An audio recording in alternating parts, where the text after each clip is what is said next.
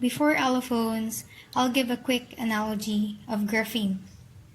Grapheme is a writing system that represents sound.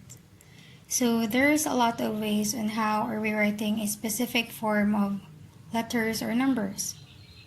These ways of writing alternatives are called allograph. For example, this is our mind. Our mind thinks of writing a grapheme Z. When you write this allograph style of Z like this is considered as Z.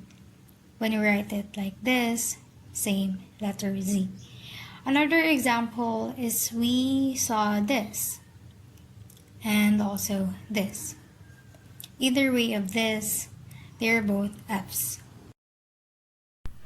When we talk about sound, it is called phoneme. Phoneme is written with slashes. It only exists in our minds, but when we speak, that's where we use allophone. There are a lot of ways on how we produce a sound having the same meaning, but sometimes we did have some difference in pronunciation. So in English, there's a lot of ways on how we pronounce words. For example, the words pin and spin. The P sound on each word is pronounced differently. So I encouraged everyone to put their hands near their mouth and pronounce the words pin and spin. P on the word pin is aspirated, and P on the word spin is unaspirated. Aspirated sound produce a little puff in the air after the sound, just like in pin. Unaspirated sound do not puff on air, just like in spin. The special thing about allophones, even you change the way you pronounce, it will be the same. Pin can be pronounced as an aspirated P, pin, and the word spin can be pronounced as aspirated, spin. Even you change the way you pronounce these words, the meaning will always be the same. Allophones can also be compared to Clark Kent and Superman. You don't get the same version at the same time. When it is boring and in the office just like a normal day, you'll get Clark Kent.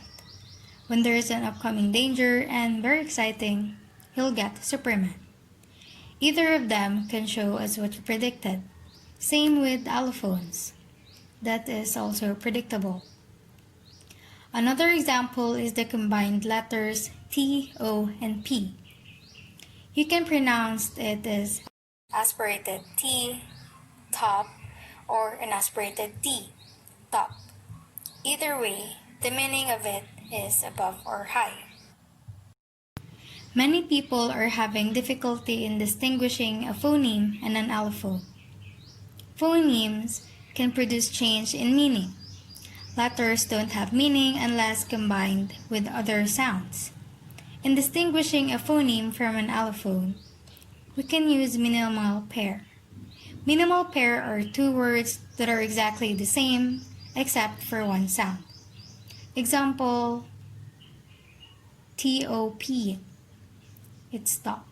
But we'll change it into P. I switched the sound T into P and created two different words having different meaning.